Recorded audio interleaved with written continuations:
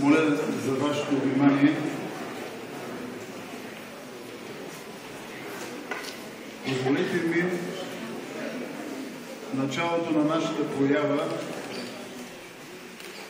да съобщя нещо, което още вълнува силно мен и моите колеги от колектива на Регионалния исторически музей.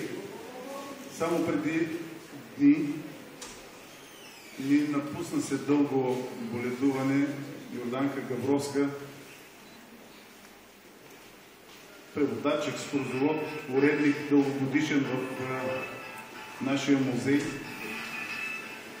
с което ние загубихме един много скъп наш приятел и колега. Аз ви моля с склонени глави да помълчим в нейна памет.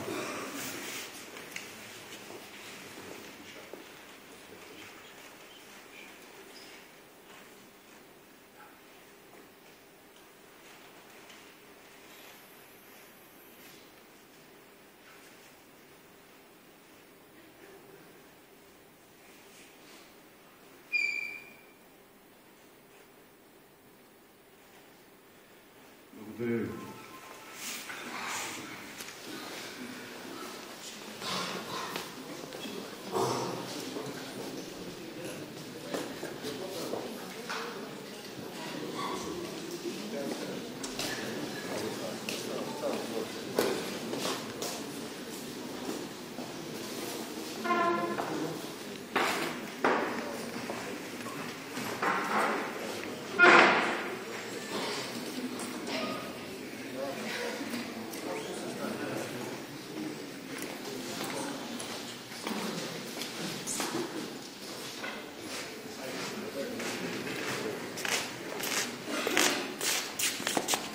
Добър вечер.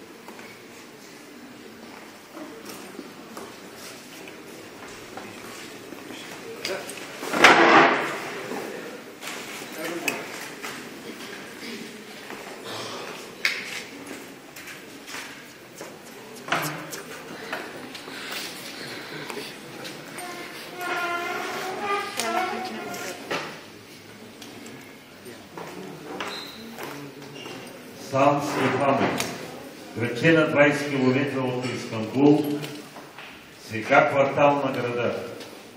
Днес къщата, където е подписан Сан-Стефанския мирен договор, не съществува.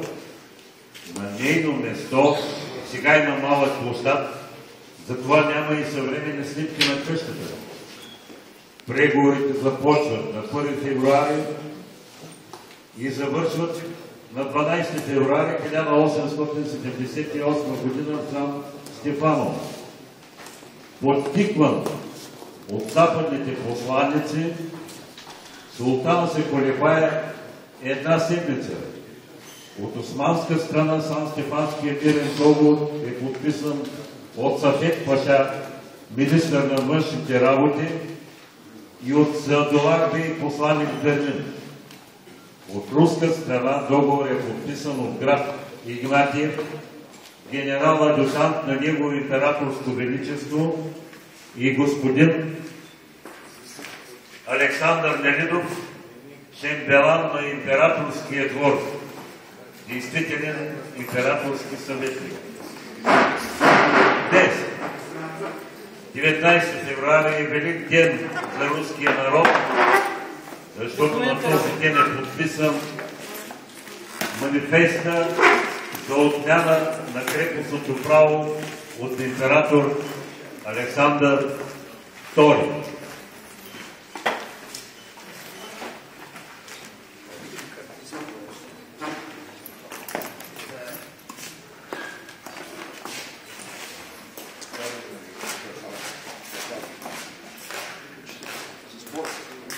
По време на подписването на договора основните граници са определени, но се спори за град Варна и околностите. Османският представител предлага бъдещата българска държава да има излъз на Бяло море, в замяна на това Варна и околностите да останат границите на Османската империя, спори се за град Батуми и някои крепостни в Кавказ. Освен със спора, по тези важни въпроси, османските дипломати се стремят да забавят подписването на мирния договор с поставянето на други по-маловажни въпроси. Те се надяват Англия и Франция да се намесят преговорите на тяхна страна по време на Кримската война. Християнското население църква света. Руски генерали и дипломати имат няколко основни причини да бързат с подписването на договора.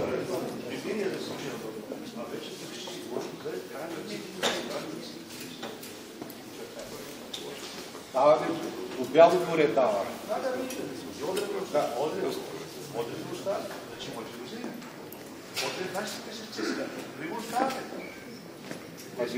Падишаха ме прати с мисия, където Варна и Бургас да си останат.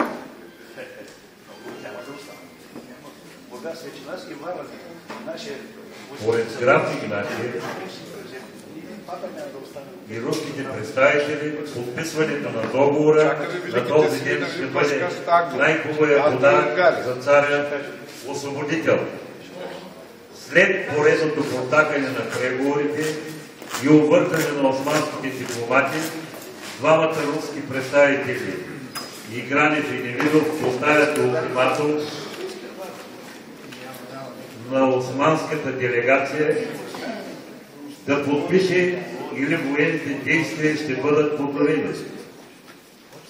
Руската армия, околностите на сам Степанов се стоя на линия в посока Цареград. Отдете едно приказ. В Казана, като искахте, отказахте. Сега Варна, Бургас. Чека да ви даде.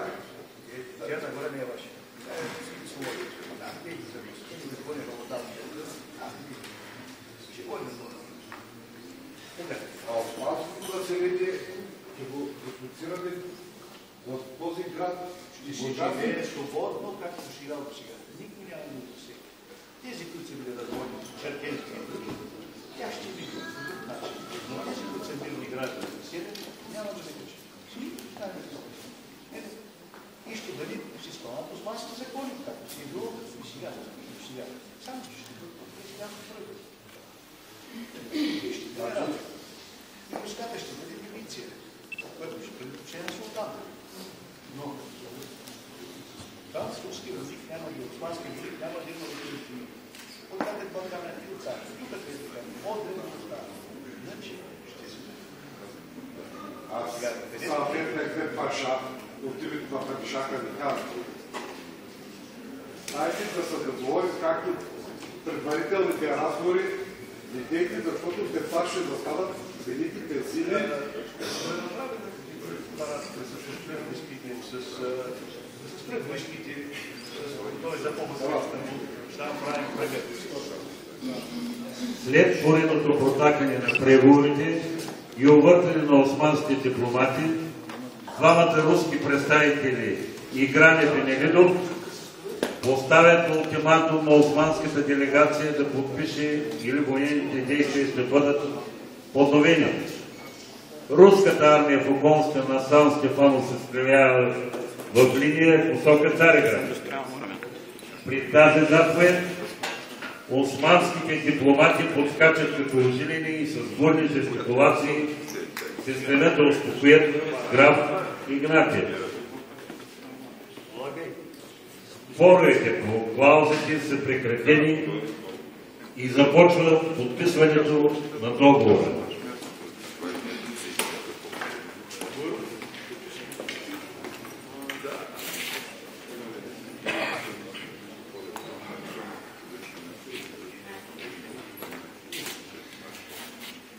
Граница на Сан-Стефанска България по член 6 България се издига в автономно по-ново княжество с християнско правителство и народна милиция.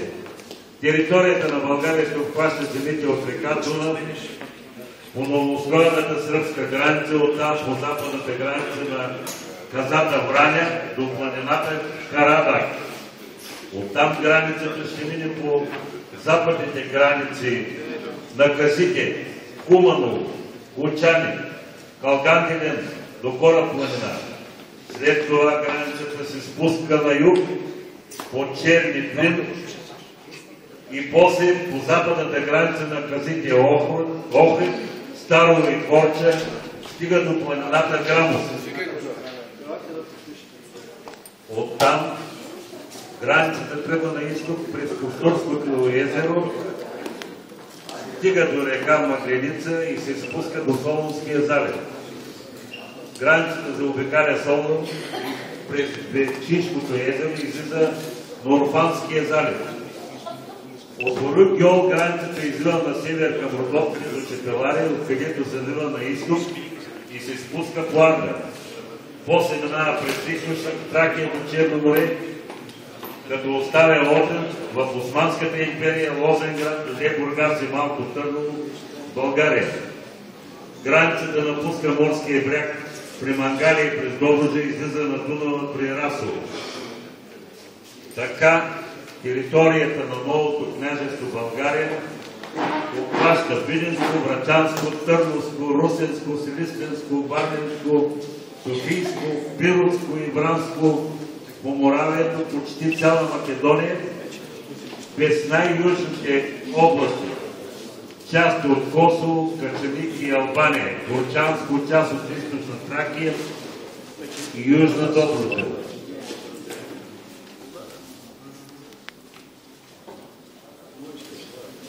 Начело на държавата трябва да застане княз, който да бъде свободно избран от народа, утвърден от високата порта и одобрен от великите сили, като никой член на властващите в Европа династии.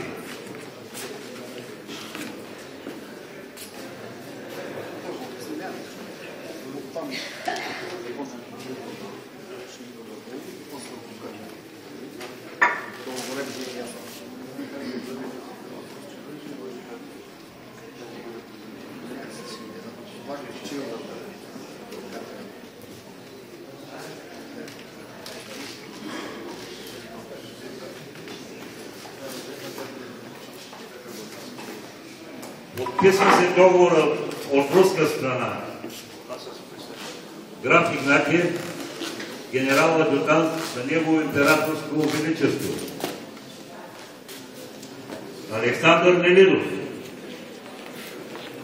шембелан на императорския двор. От османска страна Сафет Паша, външен министър на портата, и Саадолах Бей, посланник в Германия. Това е, приятели, това е станало на този ден. Тук не почитате колко ордени ви дали, те са много известни личности. Граф Александър Игнатиев, който е генерал-адъютант на императора и генерал-лейтенант от пехота. Той е с много ордени, руски най-висши чудеставки. Също вече и за Саадолах Бей, който е и министър на външните работи. Този ден, казах още път, е специален ден и за руския народ, и за български народ. Тъй като на 19 февруари руският народ е освободил крепостно право. На същия ден, за 2 дни руснаците се освобождава и български народ, османско робство. Дълги години това не се празнуваше и се признаваше по различни политически причини. И през социализма не го признавахме и сега нещо не го обичат, но този ден е велик за нас, този ден е на свободата. За този ден може да правим музеи, може да правим училища, може да правим много други неща като свободен народ. Това искам да ви кажа, това завършихме. Има нещо да те заповядате.